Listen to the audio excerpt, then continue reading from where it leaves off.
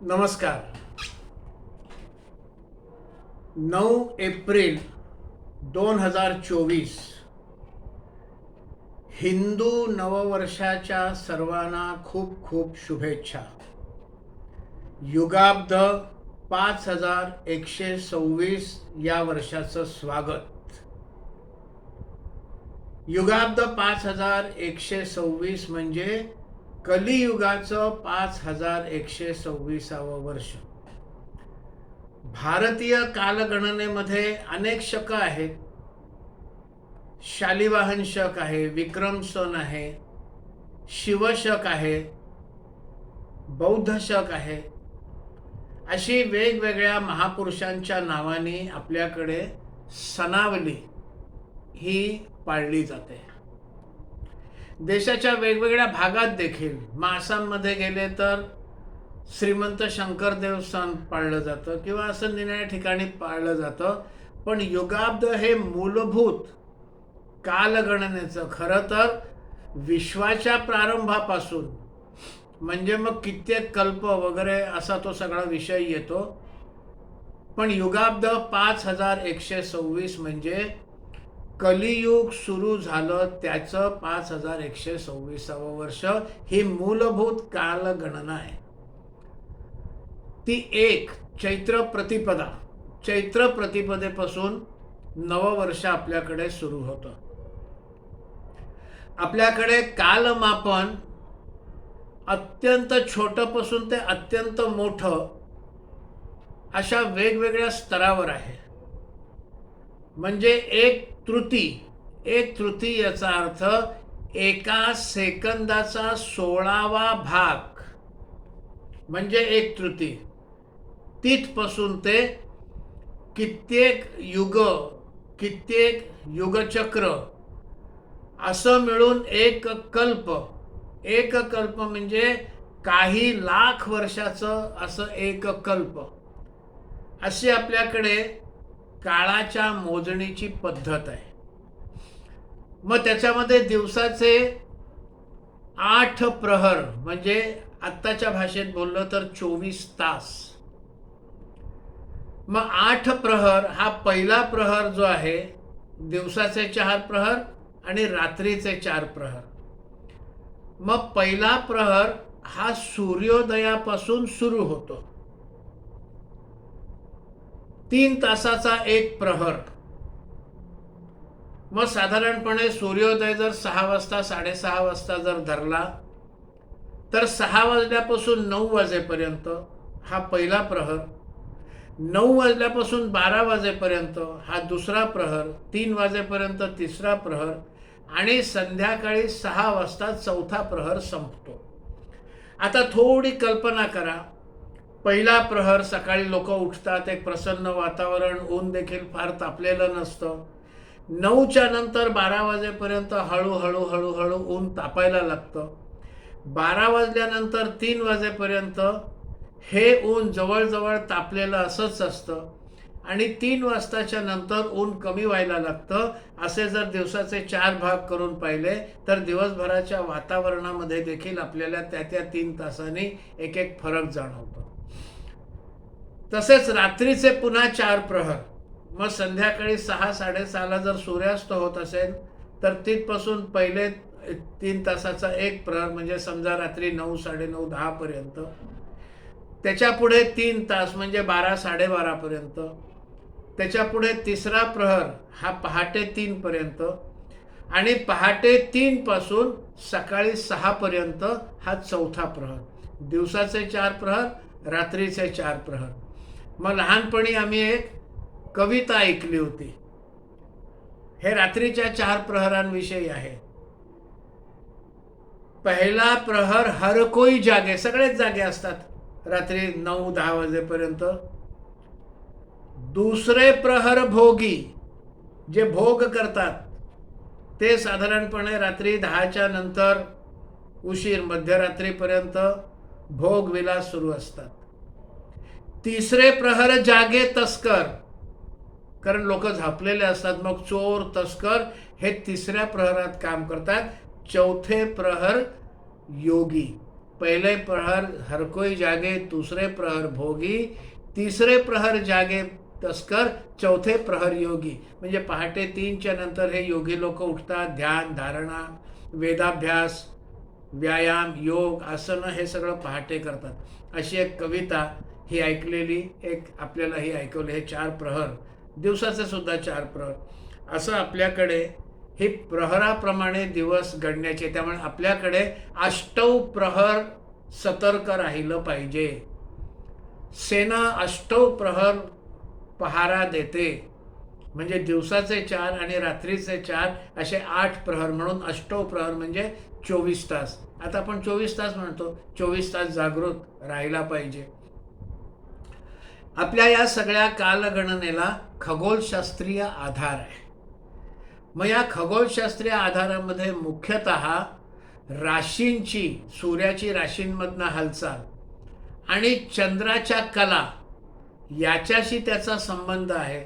मग चंद्राची पृथ्वीभोवतीची प्रदक्षिणा, पृथ्वीची सूर्याभोवतीची प्रदक्षिणा, त्याप्रमाणे ही कालगणना.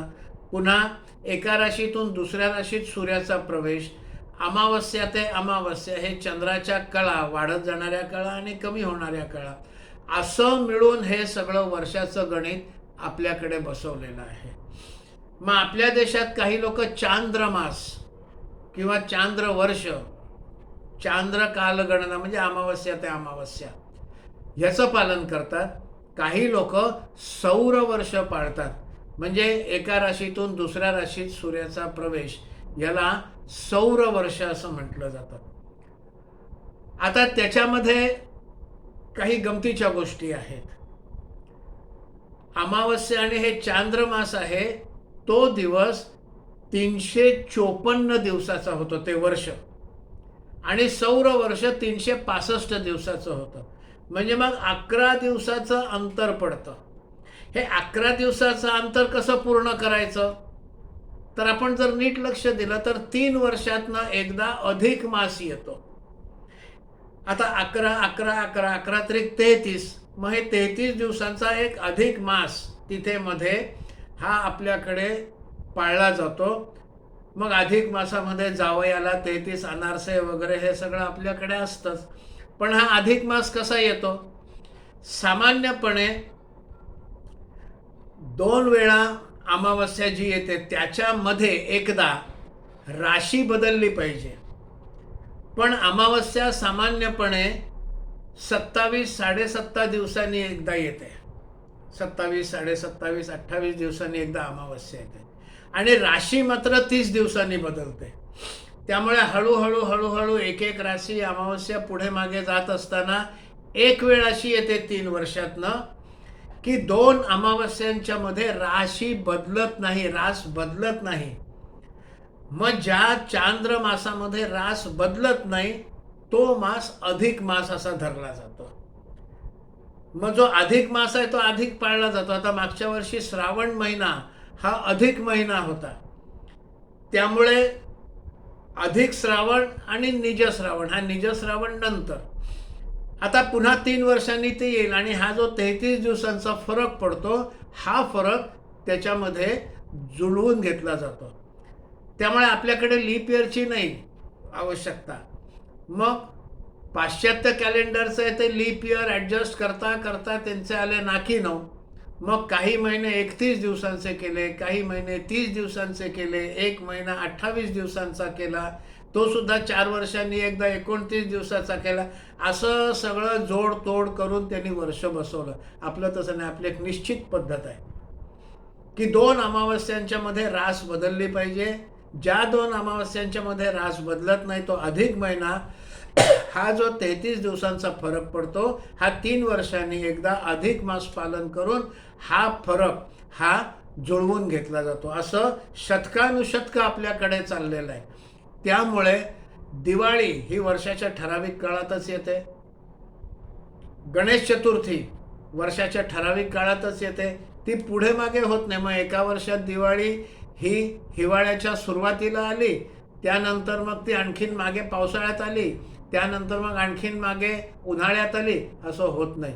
याचं कारण हे सूर्याची हालचाल आणि चंद्राची हालचाल याच्यामध्ये ताळमेळ बसवलेला आहे. म्हणजे चांद्रवर्ष पालन करतात ते प्रतिपदेला, वर्ष प्रतिपदा म्हणजे चैत्र शुक्ल प्रतिपदेला नववर्ष पालन करतात. या अधिक मासाची देखील आणखीन एक गडबड आहे. आपल्याकडे भारतामध्ये उत्तर भारतात विशेषतः अनेक ठिकाणी पौर्णिमेला महिना बदलतात. महाराष्ट्र किंवा दक्षिण भारतामध्ये अमावस्येला महिना बदलतात, इथे पौर्णिमेला बदलतात. मग पौर्णिमेला जिथे महिना बदलतात तिथे पहिला अधिक मास तेव्हाही येतो, कारण मग 2 पौर्णिमांच्या मध्ये राशी बदलली पाहिजे किंवा अमावस्यांच्या मध्ये रास बदलली पाहिजे. मग तिथे जो अधिक मास पाळला जातो ते पहिला 15वडा, नंतर अधिक मास, मग दुसरा 15वडा.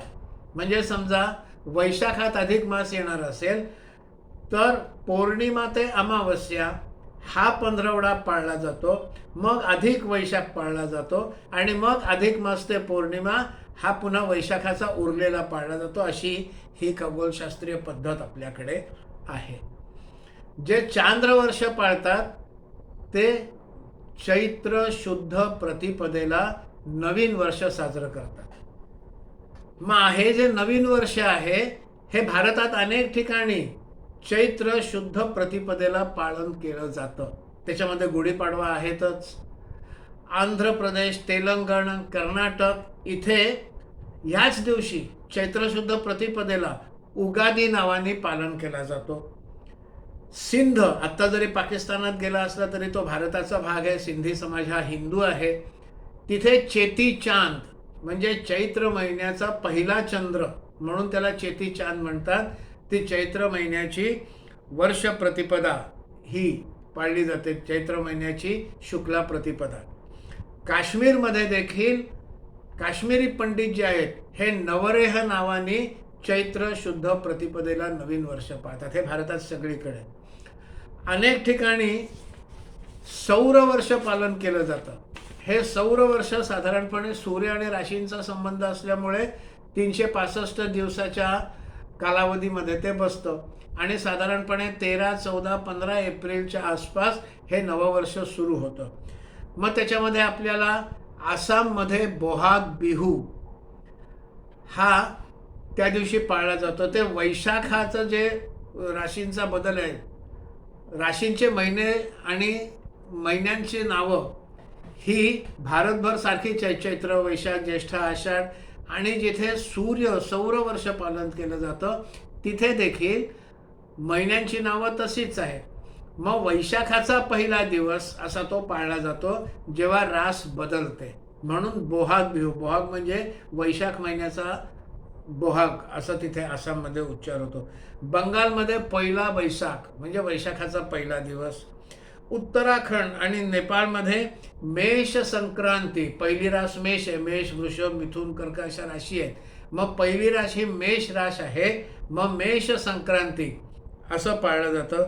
तामिळनाडूमध्ये याच दिवशी पुथांडू नावाने नवीन वर्ष साजरं केलं जातं.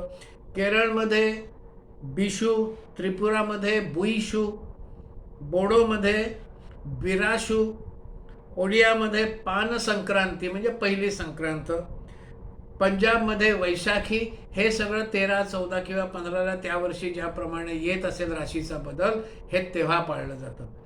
त्यामुळे हे जे नववर्ष आहे, आता जिथे वार्षिक सौर वर्ष पाळलं जातं तिथे धार्मिक उत्सव मात्र हे चांद्र वर्षाप्रमाणे पाळलं जातं.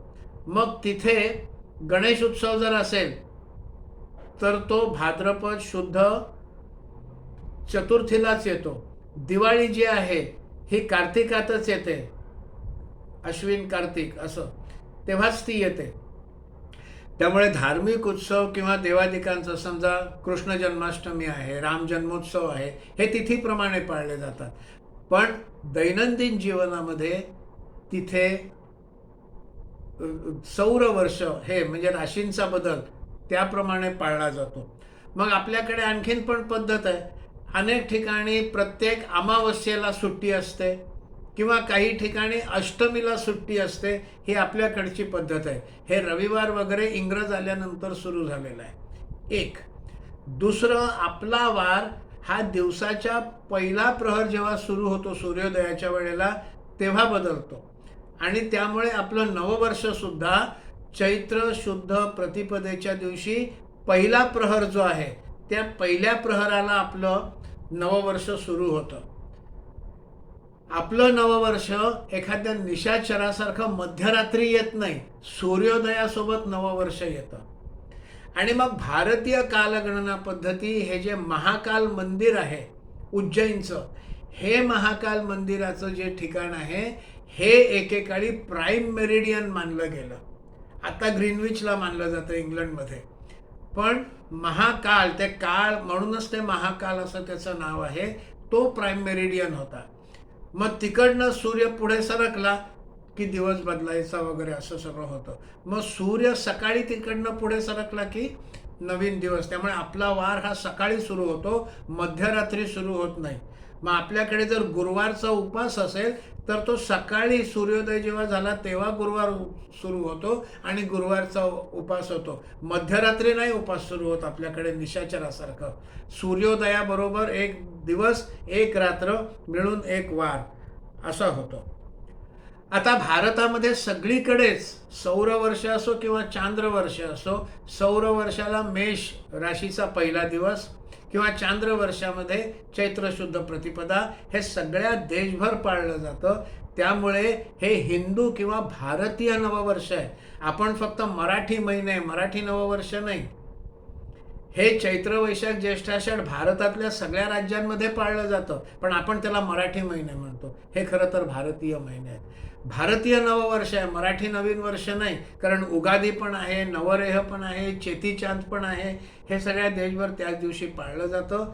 त्यामुळे हे भारतीय नववर्ष 5126 युगाब्द हे सुरू होत आहे.